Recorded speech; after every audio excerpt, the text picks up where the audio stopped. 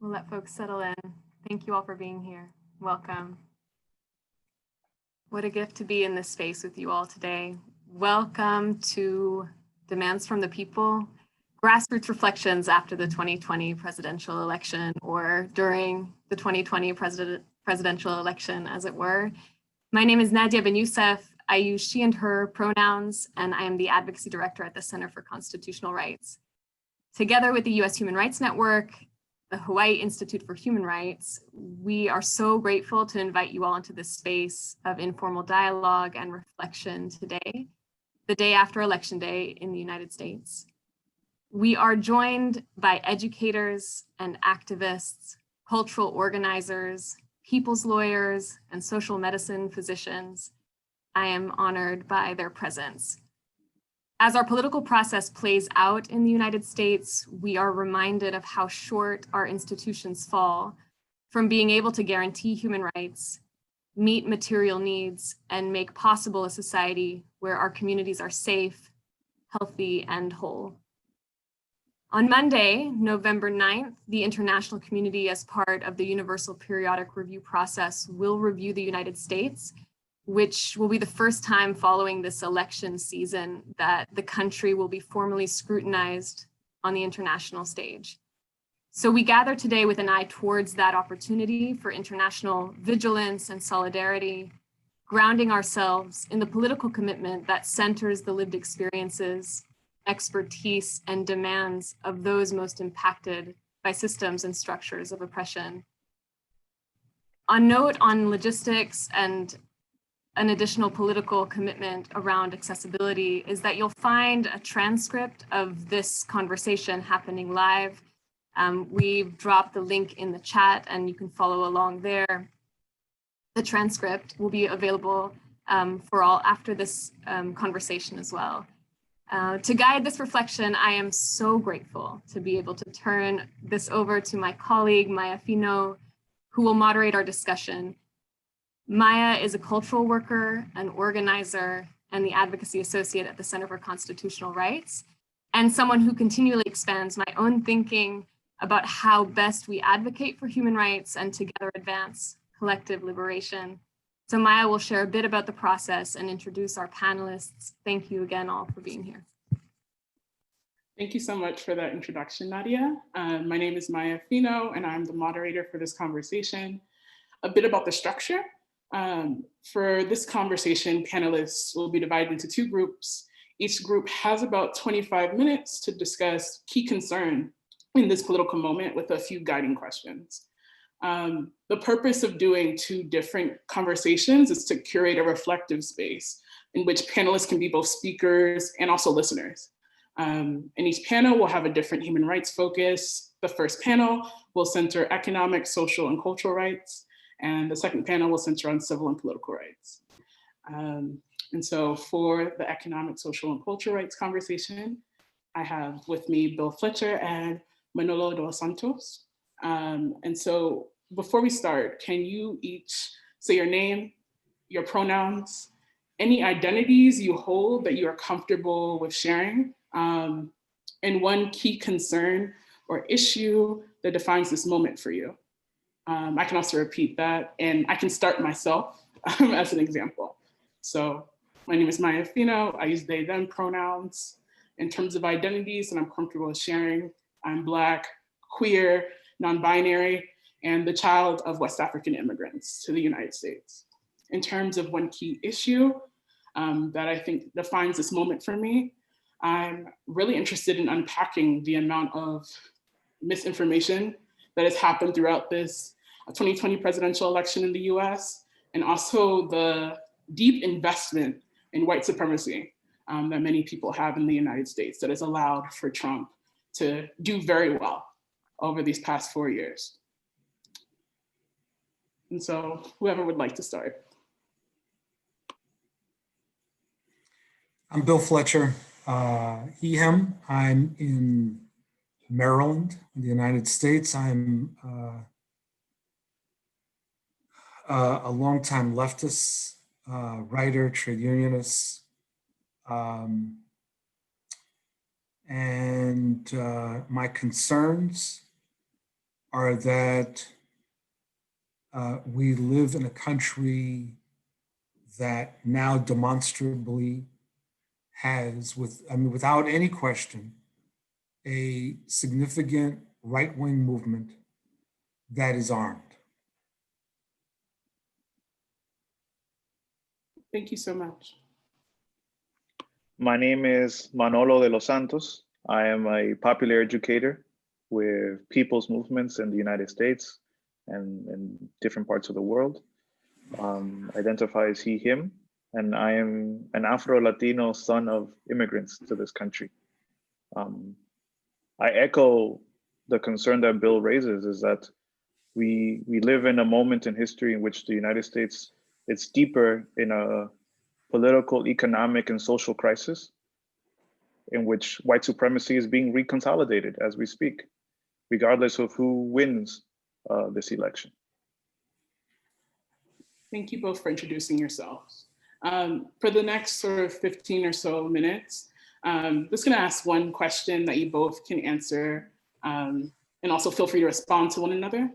The question is, why do you think economic, social, and cultural rights in our communities are under attack right now? And what are the root causes of these attacks on these rights?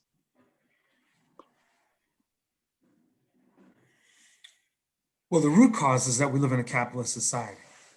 And living in a capitalist society and dealing with the reality of class struggle, there's always a fight that exists between the dispossessed and those at the top. So, I mean, that's the basic situation that I don't think we can get around. And I think that very much linked to that is the particular construction of that oppression that includes matters of race, ethnicity, gender. And so what we of African descent have been facing has been, since being forced to come to the what became the United States, is this ongoing fight around white supremacy and around class. And one of the things that has particularly devastated us over the last 40 years has been the growth of neoliberal globalization and the impact that that's had in a growing disparity of wealth.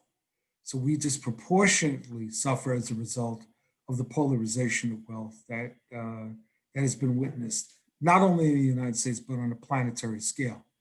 And so we're feeling that. We're also feeling the results of a environmental crisis or catastrophe on this planet. And again, that has a particular impact on the global South, and in the case of the United States, those of us of color. So these things come together. And then the other piece, which is why I raised earlier about the right-wing mass movement, is that part of the response to this larger crisis, the economic and environmental crisis, has been the resuscitation or reinvigoration, I should say, of a right-wing populist movement that wishes to reconstruct the United States in the image of the white republic, and is instilling fear among white folks that they are somehow facing genocide or replacement, a problem that is not unique to the United States. You see similar movements in Canada, in other former settler states, as well as in Europe.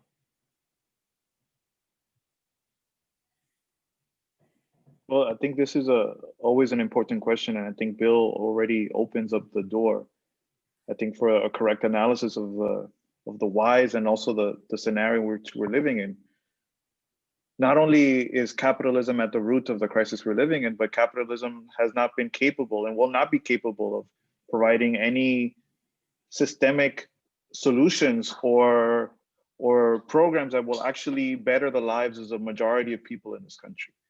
We see in this moment that capital in this sort of neoliberal track of dispossession for the last 40 years has left more and more, I'm talking about millions of working people and poor people in this country, predominantly Black people and Latino people and all other ethnic groups of minorities on the edges of society, fighting for survival.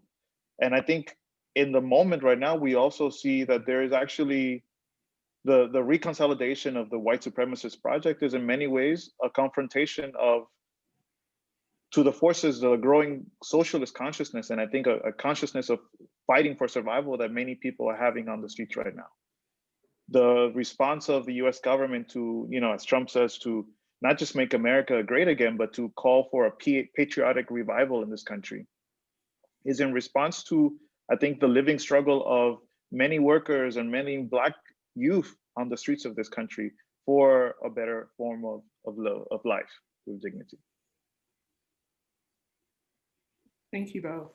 Bill, do you have any response to Manolo's comments? Also, I'd love to hear more about some of your thoughts on the ways in which critical race theory, for example, is under attack specifically, and other forms of like racial and gender justice education by the United States. If either of you have any thoughts on that.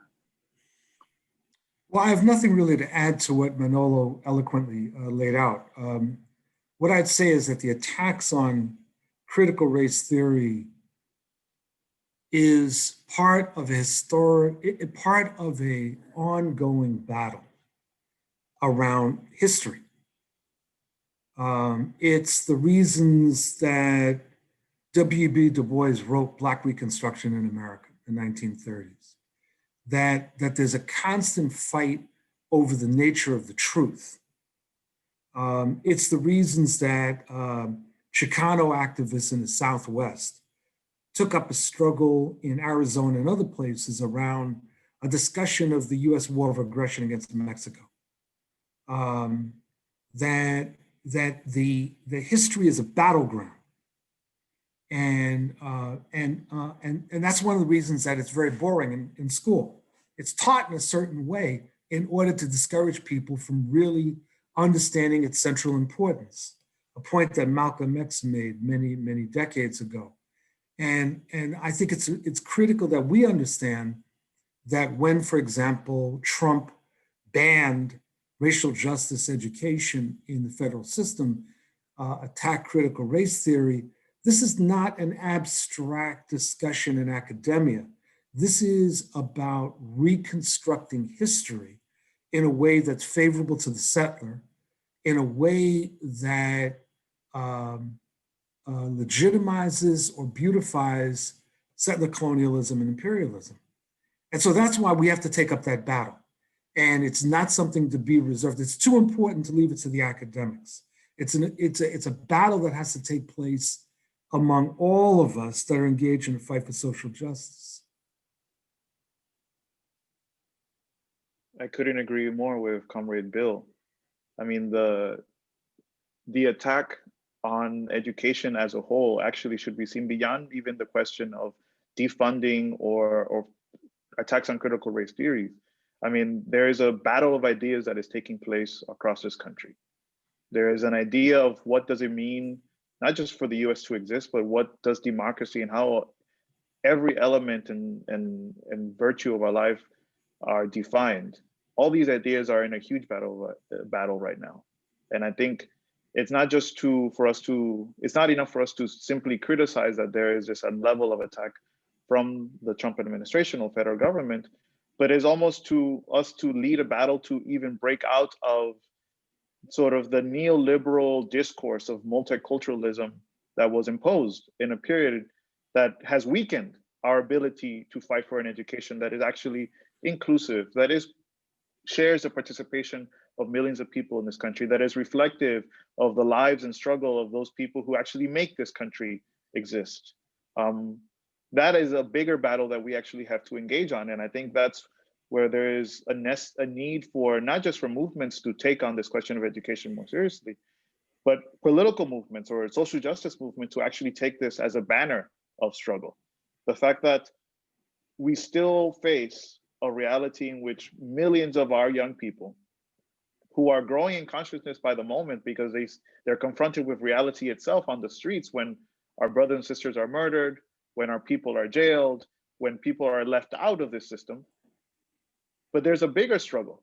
There's a bigger struggle that we have to confront, to actually give us the tools for analysis, to actually fight back and say, we have the right to live in a different society. Thank you both so much. We have a few minutes left, and so I would love to know, what do you think cultural workers, folks who are focused on education, centering economic, social, and cultural rights, should be centering and focusing on in this moment? What popular education should be prioritized in our communities in this moment? I would say that it's critically important to understand the racial and class construction of this thing known as the United States of America. And that one of the challenges is to understand the distinction between racial justice education and diversity trainings. And diversity trainings in their best light, and I'm not being sarcastic, are about tolerance. And tolerance is good. And particularly when you're in an intolerant society as we are, there's a utility to teaching tolerance. But there's a difference between teaching tolerance and teaching about the way that this country was constructed.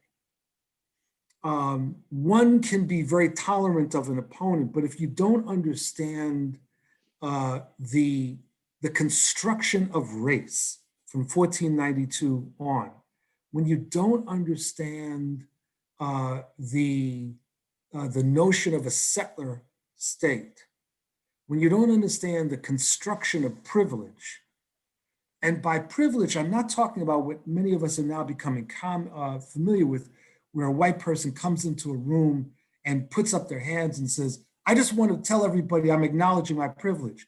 Look, I don't give a damn what you individually are saying about your privilege, unless you're saying you're going to be like John Brown or Ann Brady, right? If you aren't, I don't really want to hear about it, right? Because the system of privilege is not about individuals. It is a system, it is part of the system of oppression. It's a differential in treatment. That's what people need to get. It's not about what someone feels inside and about how badly they feel about racist oppression. It's about understanding whether they're going to take on the fight around this racial differential in treatment that has been imposed on people as an instrument of oppression and social control. And that's the education, that's central to the education that needs to happen right now. And it's part of the way that we can undermine the right. Thank you so much. Manolo, would you like to respond? You can't almost respond to Comrade Bill when he speaks this way. I mean, I can only add to the same line of thinking. I mean, part of this education, of the education that we do want to see, is an education that breaks with the forced nature of only being able to participate politically in this country once every 4 years. Mm-hmm. We want an education that pushes for political participation in all the affairs of society, that actually encourages people to take that systemic analysis and actually look at the system as a whole and understand that to fight white supremacy is not to just go into diversity trainings and to do the tolerance work, but to actually engage in the ways in which white supremacy is at the core and root of every form of discrimination and oppression and exploitation in this country. Thank you both. We have about 2 minutes left, and so I'd like to shift to the closing question. As you both know, we are in this intense moment of global uprising and authoritarian state repression as well.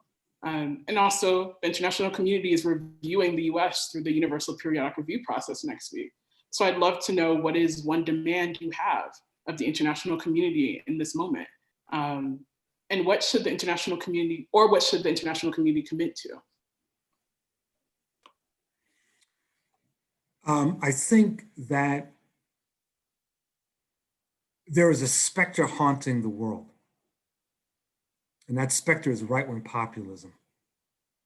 And it takes many different forms, whether it's the genocide that was committed against the Tutsis in Rwanda, whether it's the existence of Al-Qaeda, whether it's the Polish regime or the Hungarian regime, or whether it's Donald Trump. And it is haunting the world, and the global community needs to respond to that in solidarity with one another. It's not somebody feeling sorry for or charity work. It's a recognition of a mutual self-interest in basically demolishing right-wing populism and neoliberal authoritarianism, two trends that really have started to characterize this era and are smashing millions, if not billions of people. So I think that this is a time for mutual solidarity. And this is something that is very difficult for many of us in the United States to appreciate because we often think we don't have much to learn from people around the world. I think this is a time of great humility. Well, I would say that it's also in the same tune that it's a moment to revive the spirit of internationalism and redefine what do we mean by global community. I mean, more than the nation states that participate in the UN system, I think there's actually a demand for a politics that unites us in a common struggle against what is white supremacy expressed in detriment in the genocide of Black people in this country, but how white supremacy expresses itself in the genocide against our African brothers and sisters on the continent and against people all across the planet. If we were to make legal demands, I would say that a first step is that the criminals in charge of this country, criminals like Trump and the Democrats, should be brought to trial internationally. It's about time that the US actually judge for what it has done to its own people and to people across the world. Thank you both so much. Really appreciated hearing your brilliant thoughts. Now that we're at time, we're actually going to switch to our second panel on civil and political rights. Again, thank you so much, Bill and Manolo. Really thank you.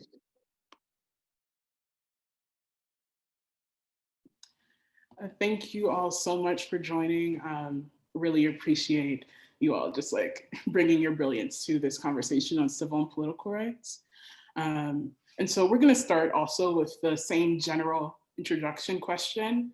Can each of you say your name, your pronouns, and any identities you hold that you're comfortable with sharing, as well as one key issue or concern that defines this moment for you?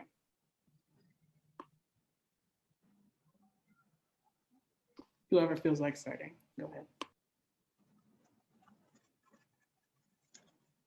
I'll start. I'm Natasha Bannon. I use she, her, ella. Mujer, woman, Latina, internationalist, working class roots, human rights defender. And I think it's challenging to narrow it down to one, but I think one issue, but I think it's really the convergence that we're seeing of racial capitalism with white supremacy and patriarchy and the explosion of that in official state rhetoric and policy beyond any election cycle. That's the most concerning.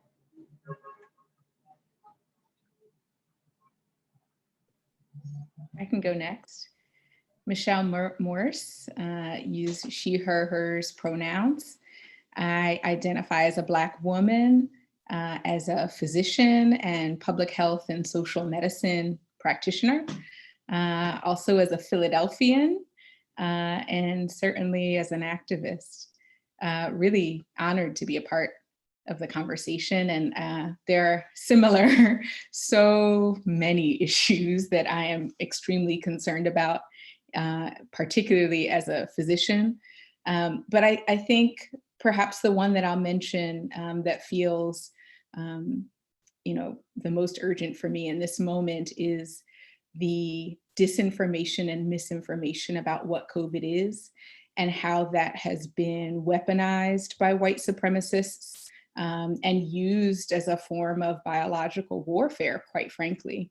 I think that is, at least here in the US right now, one of the biggest threats to safety for communities and the nation at large. And it is of urgent concern to me.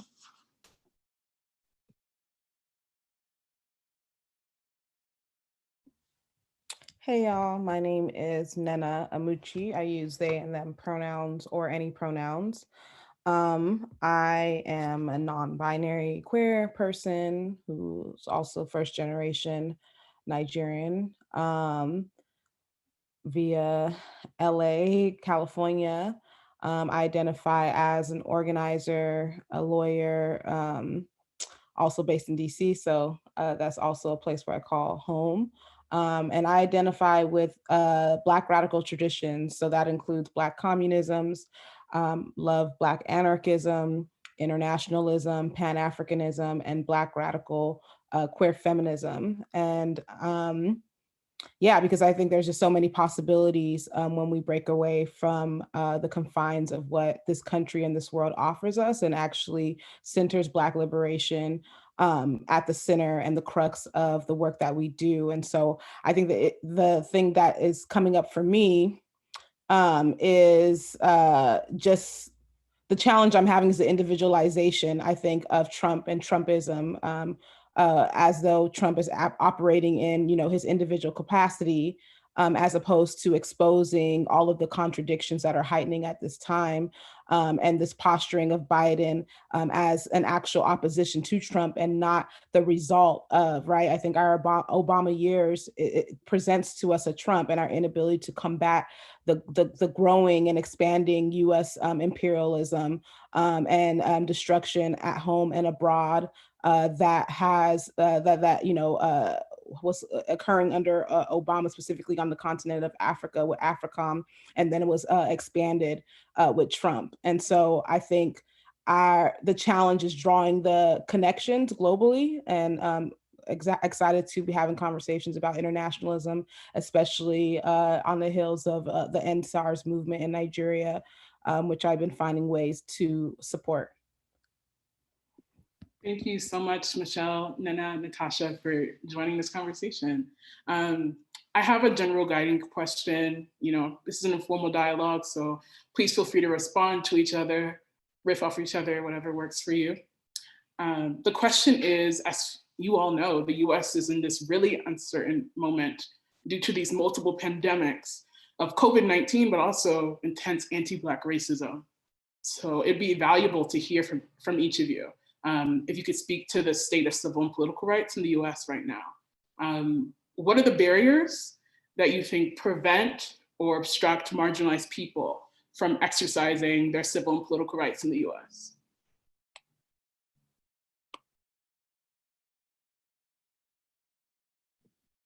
I can start us off.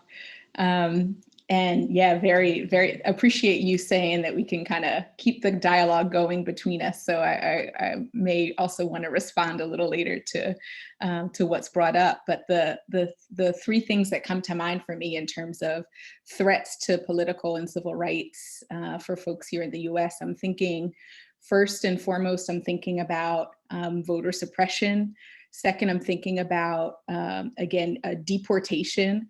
And third, I'm thinking about just the threats to nonviolent protest. And the first of those things, just thinking about, again, voter suppression and how white supremacists are using COVID and weaponizing COVID as a threat. The narrative that white people in the US are getting is COVID is made up. It's not a big issue. It's not a big deal. Get out there and vote. And do everything that you can to dominate in that way. And the message that is being sent to many Black people and people of color is you're going to die from this, and you're going to die at disproportionate rates. And the way that that narrative is weaponized is, I think, has been an incredibly effective mechanism for voter suppression. And I think that is it's appalling, it's disastrous, and it, as a physician, makes me extremely concerned. In addition to that, this question of deportation, the Trump administration has amped up and accelerated deportation. I'm going to speak specifically of Haitians because the deportation of Haitians is something that I find to be, of course, appalling and a serious violation of human rights. particularly because if you look back to even April, the Trump administration was deporting Haitians on planes who back to Haiti who were testing positive for COVID at a time when Haiti had a handful of cases. Truly biological warfare. And then when you look at the weeks leading up to the election, they have also, again, accelerated the number of flights deporting Haitians. And I had the honor and privilege of working and living in Haiti for the past decade, and my colleagues and comrades there are, of course, appalled, right? This is a major, major threat to the political right of migrants to request asylum. And then lastly, I think this question of, just nonviolent protests, right? I had the honor over the summer of working with folks mobilizing around Juneteenth, and was able to really work with other public health and healing justice practitioners to say, well, we believe that protest saves lives and that it can be done safely, even in the middle of a once-in-a-century pandemic, and that it should be done, and that there are ways to do it with a harm reduction approach. And yet what we saw was, analysis after analysis showing that it was not protesters that were leading to the spread of COVID across this country, but racist, white supremacist policies by the Trump administration to ignore the reality of COVID. And now 250,000 people have died. The Sturgis rally in South Dakota led to what we think is maybe 250,000 cases of COVID. And just one of Trump's recent rallies, we think, led to 30,000 cases and potentially 700 deaths. So this is truly biological warfare, and it's a way, again, of suppressing political and civil rights and using this narrative that the Trump administration and people like him have put together to continually and continuously threaten the lives of Black and Brown people in this country. Yeah, I'll just add to the brilliance that Michelle spoke about and say, I think it's also a few things. In some ways, this notion of citizenship that she referred to and talking about deportations really raised this up for me. And the social investment and the idea of citizenship that's really been pushed in the US that has never led to any actual guarantee or fulfillment of rights. And the privileging of formal citizenship over the notion of what actual citizenship in a democracy means. And so those who don't have access to the formal citizenship, their presence is thus criminalized, their existence is criminalized, they're forced into cages and deported. But also, people of color in this country have never been able to enjoy the full privileges of citizenship either, right? So it's the privileging of the formality of the packaging of rights in a way that allows it for it to be controlled by the state. And we see that also with the notion of what democracy is. And I think there's really radically a misunderstanding amongst the US electorate and population, where we have equated democracy with the notion of voting, which is such to reduce the scope of political rights in a way that makes it be able to be controlled and regulated by the state, and thus co-opted and undermined. And so when you pin your full democracy on the exercise on one day of one of those rights, and then are able to engage in efforts of voter suppression and intimidation and calls explicitly for voter violence and racial profiling, racial redistricting, calls to throw out the votes, court packing, voter ID, all the claims of fraud, all of that go to undermine the very institution that you're propping your democracy off of, well, then it really reveals all of the flaws that are within the system. And so this failure to understand that democracy isn't voting, it isn't a one-day thing, it's actually the movement work itself is intentional in order to distract us from the actual work of that needs to happen to undermine structural oppression and racism.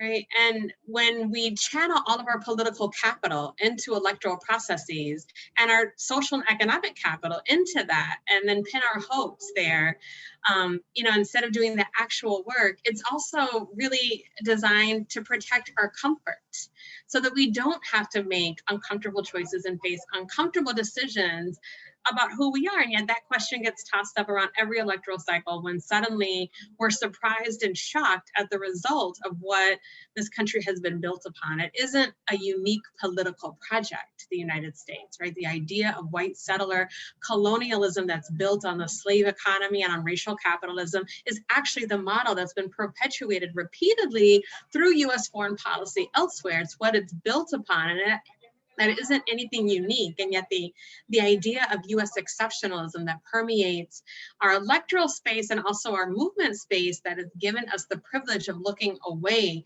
from the atrocities that are committed by our government in our name and funded by us in order to protect that comfort is something that's really kind of being, that's forcing a reckoning right now. And that's also limited in many ways, the ability to have full expression of civil and political rights. Not only, I mean, that coupled with the fact that, you know, the formalizing of movement work, when you think about the last 60 years of struggle under the umbrella of the civil rights movement, that's really been channeled into legal remedies that can be fashioned and not actual demands around structural oppression, has also been done to really water down and co-opt those actual demands. And so what we see is a wearing away of the remedies that have been available to address structural oppression and to individualize them in a way that we can no longer, at least through the law, look to demand any structural change. And so when we take to the other, to the streets, which is actually where most democracy happens, then we find that that's a heavily criminalized space, and increasingly so. And I think the racial justice uprisings this summer really showed us that, right? And so it directs us back to the voting pool, polls and booths, which is again a space that can be controlled and regulated. And so the combination of a lot of this really discourages not only you know, the electorate or citizens from being able to exercise their rights, but from even understanding their rights. Thank you so much, Natasha and Michelle. Nenna's having tech issues right now and will try to join us as soon as possible. Just technology in general is hard via Zoom. But I would love to hear a bit more about this idea of just like voter suppression and the ways in which marginalized people have always been disenfranchised in the US. And I'm wondering if I can hear from both of you a bit more about your critiques about the voter process and in general, the ways in which the electoral process is shaped within the US and this so-called democracy. Yeah, I can start. As a doctor, I have to say it's not something I spend as much time on as I should. However, this election, of course, is the election to undo and overdo all elections, and I have been thinking a good bit about it. I'm thinking a lot right now about just the day that we vote on. I find it just shocking in so many ways that so many years into our democracy, that just even having the day off to be able to vote is not a possibility. It seems so simple, and yet it's not possible, not currently possible in this political context. I'm also thinking a lot about health workers, honestly, and I was just looking at trends in the voting kind of consistency of physicians. And you could imagine that, you know, physicians are a very privileged group, right? We have a lot of class privilege. You would expect physicians to participate in democracy and vote consistently, and yet our rates of voting are significantly below the general population, which is surprising and unfortunate. And I think if we see that as a part of the larger problem of the medical industrial complex and a labor issue, and a recognition again of how physicians often, and I don't want to speak for other health workers, but physicians in particular who have disproportionate power in the medical industrial complex and in the medical system, tend to fall into, knowingly or unknowingly, consciously or unconsciously, the function of being the right hand of the state, and believing that medicine is not political, often lose, I think, a lot of our political power particularly again, as evidenced by us not voting, because we don't see ourselves as a part of the political system, and we don't see our work as political. I think it's a way of sanitizing medicine. I think it's a way of really, suppressing the political analysis and ambitions of physicians. And I think it's also incredibly toxic to our democracy for us to not see our work as inherently profoundly political. So I'll leave it at that. Thank you, Nnenna, so glad to have you back. Would love to hear your thoughts on the initial question, and I'll repeat it in case you forgot. What are the barriers that you think prevent or obstruct marginalized people from exercising their civil and political rights?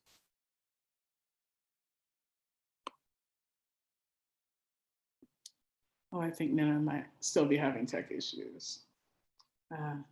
Natasha, if you have any thoughts, would really appreciate it as well. Sure, yeah, I'll pick up, I'll get on where Michelle maybe left off around how we structure kind of the voting process and what that says about who we are in our economy and our country. And it's like everything by design, right? They're not unintended consequences as a result. When you think about how the United States has presented itself kind of as the beacon of freedom and democracy and human rights, and that privileges political and civil rights because we refuse to acknowledge economic, social, and cultural rights, which run contrary to capitalism, the economic model that's inherently been tied with our political model. Right? The United States doesn't understand how we separate democracy and capitalism, which really fundamentally are inherently at odds with each other, those two principles. And so by refusing to recognize economic and social rights, which are then demonized in other countries that do privilege them, we have kind of placed the notion of democracy exclusively on the very narrow shoulders of civil and political expression, and have reduced that down to the concept of voting, and have used that as a justification for foreign intervention to when we see other countries doing what we think of as, interfering in the right to vote or, stifling political dissent. And yet what we see is that the very same rights that have been upheld, the political and civil rights that have been upheld here as the kind of basis for this notion of what the United States is, have been severely criminalized, and from its inception have been flawed in their structure and how they've been thought of. And so, if we're going to talk about voting as the pathway to democracy, well, the United States has a much lower voter turnout than many countries in the world. Some of that is precisely because the day we vote, workers don't get paid time off to vote. It's not on a Sunday. There's no transportation available to send people to the polls like in other countries. But in addition, we have in many ways either been complicit with or have legalized voter suppression tactics. We've allowed for the President of the United States to call for armed civilians to monitor people exercising their right to vote, in quote unquote troubling areas.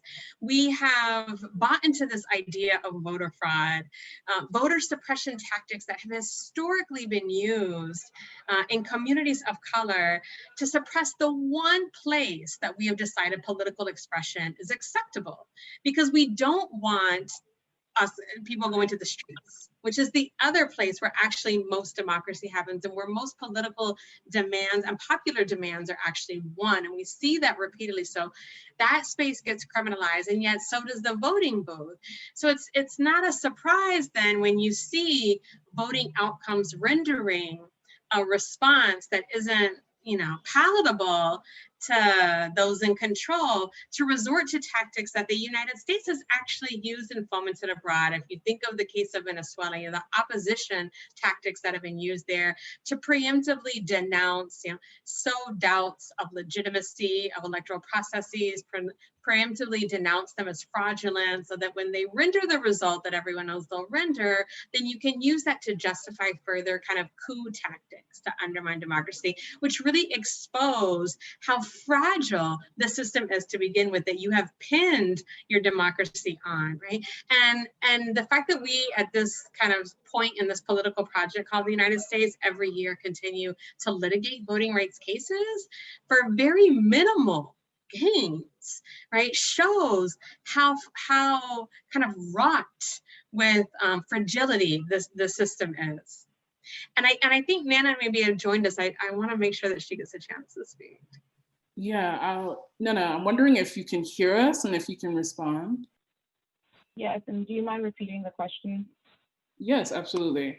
Would love to know what you think are the barriers that prevent marginalized folks from exercising their civil and political rights.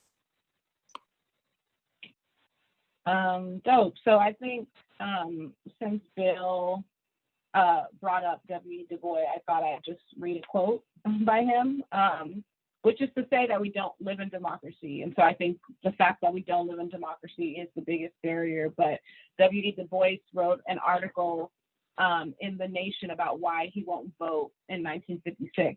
And it says, in 1956, I shall not go to the polls. I have not registered. I believe that democracy has so far disappeared in the United States that no quote unquote two evils exist. There is but one evil party with two names, and it will be elected despite all I can say, do or say. There's no third party on the presidential ballot in a few states. 17 in 1952, a quote unquote socialist party will appear. She will hear its appeal because it will have almost no opportunity to take part in the campaign and explain its platform. If a voter organizes or advocates a real third party movement, he may be accused of seeking to overthrow this government by quote unquote force and violence. Anything he advocates by way of significant reform will be called quote unquote communist, and will of necessity be communist in the sense that it must advocate such things as government ownership of the means of production, government and business, the limitation of private profit, social medicine, government housing and federal aid to education, the total abolition of race bias and the welfare state. These things are on every communist program. These things are the aim of socialism. Any American who advocates them today, no matter how sincere, stands in danger of losing his job, surrendering his social status, and perhaps landing in jail. The witnesses against him may be liars or criminals. These witnesses give no proof for their charges and may not even be known or appear in person. They may be in the pay of the United States government, and the liberals are not third parties. They seek to act as tails to kites. But since the kites are self-propelled and radar-controlled, tails are quite superfluous and rather silly. And so I think this is in 1956. This is pre the Civil Rights Voting Rights Act, and now we're in 2020. Over 60 years ago, and so we are still living in, not the same exact conditions, but we're living in an extension of, as many people have said, this global capitalist imperialist system. And so I think because the United States propagates this idea that our freedom is tied to the vote and has been reduced to the vote, even though people don't have access to housing, people don't have access to healthcare, all these things. And so I think one of the barriers for people's political participation is the fact that people are left out of the political process in all aspects of their lives.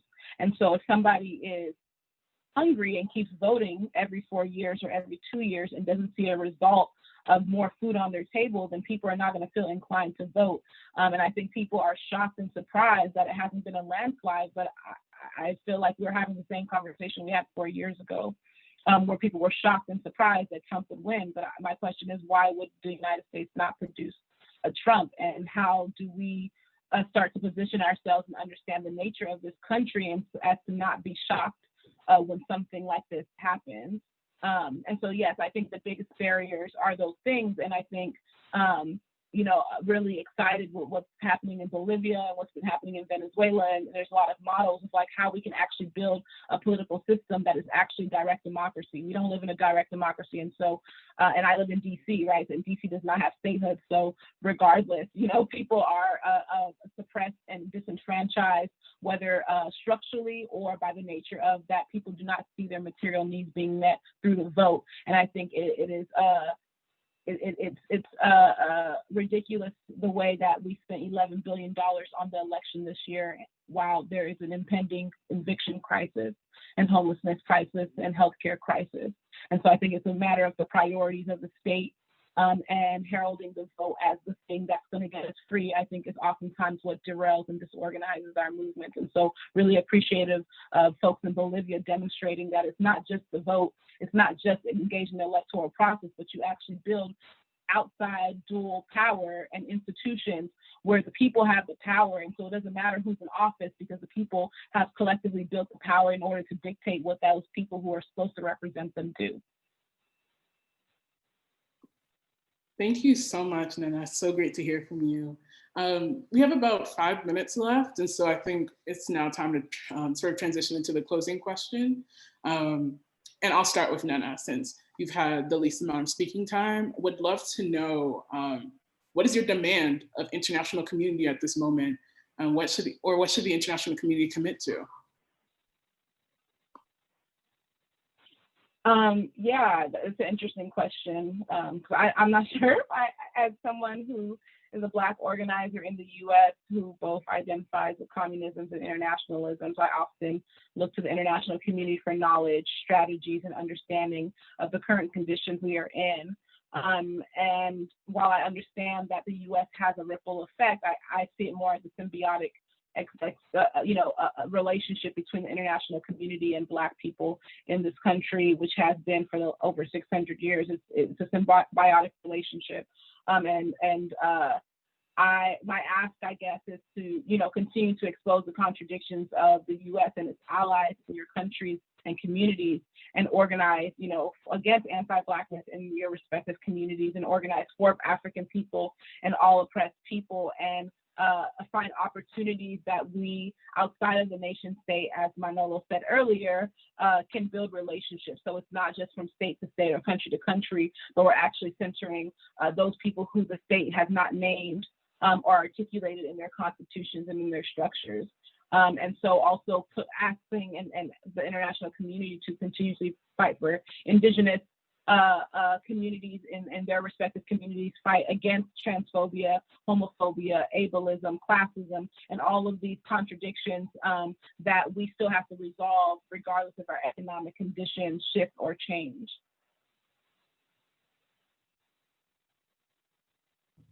Thank you. Natasha or Michelle, do you have a demand for the international community in this moment? Thank you for the question. And again, just so honored to be a part of this conversation. I'm learning so much from everybody. I have so many thoughts about this question. And, I do believe that, some of the most important unfinished work of the 20th century is decolonization. And I suspect that many of us see it that way at this point. And I think as a physician and as a health worker, I also see racial capitalism and patriarchy as two of the most important barriers preventing us from achieving global health equity.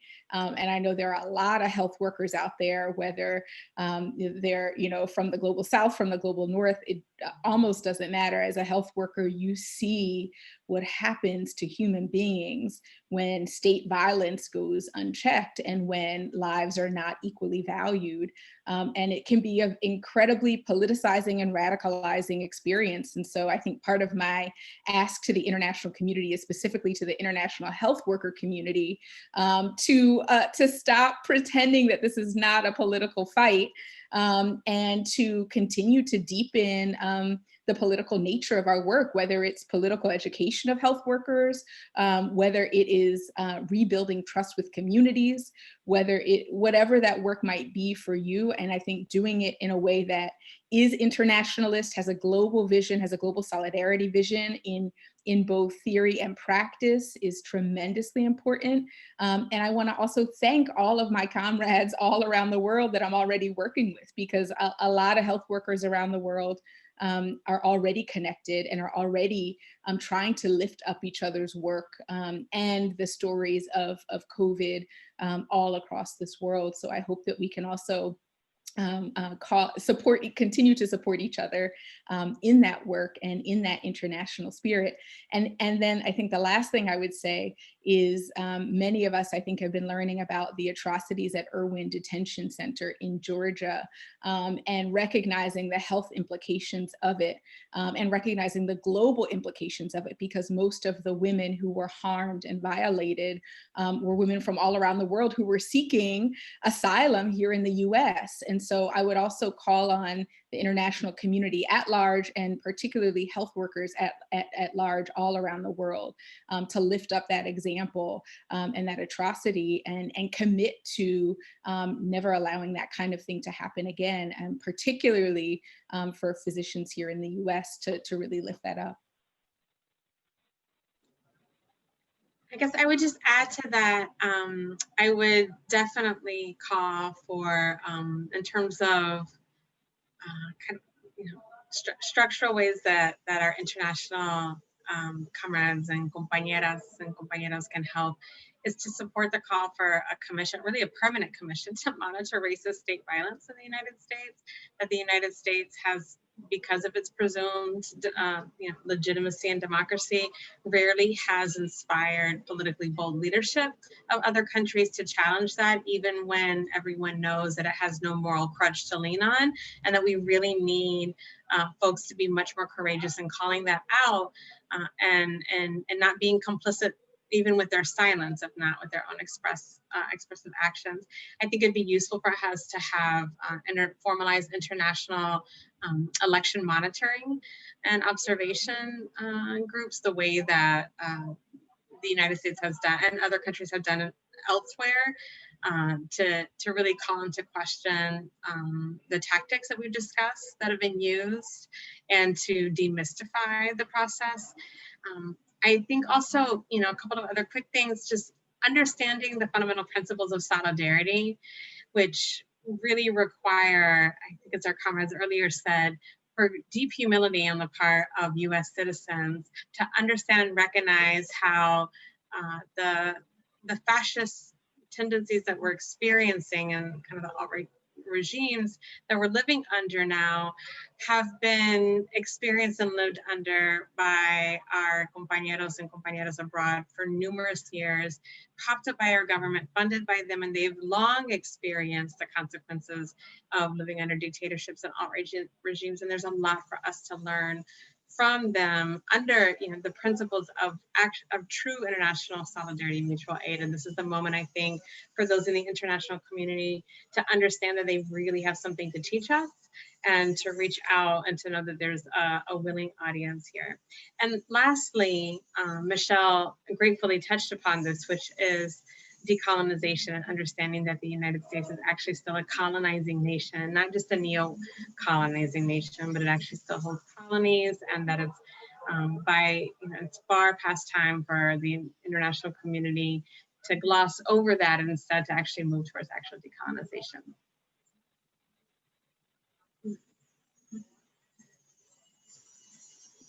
Thank you all so much. We're now going to have Nadia to close this conversation, because we're now at time.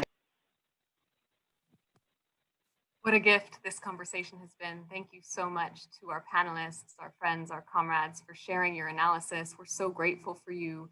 We're so grateful to have been able to dive deep, and to as Maya and I were discussing this earlier, they were talking about each of you as branches that were connected to the same root, and your analysis was moving us closer and closer to the root of where we are understanding how racial capitalism, colonialism, structures of oppression, gender oppression, patriarchy shows up, ableism shows up, transphobia shows up. We're understanding that each of these manifestations of harms are connected to a root, and the closer we get to that, the more we are committed to uprooting that, the closer we get to our collective liberation. Thank you so much for spending the time with us. Thank you to my colleague Maya, to my colleague Obi Nwabazor behind the scene, to Kat Meister for holding down the tech. Thank you. We'll be sharing this recording with UN member states tomorrow in advance of the Monday review of the United States during the Universal Periodic Review will be sharing your reflections with foreign embassies to inform their understanding of this political moment. We are grateful to you. We are grateful to be learning and struggling with you. And thank you again. Have a wonderful night all. Take care of yourselves, take care of your spirits. We've got each other. We are everything we need, and onward.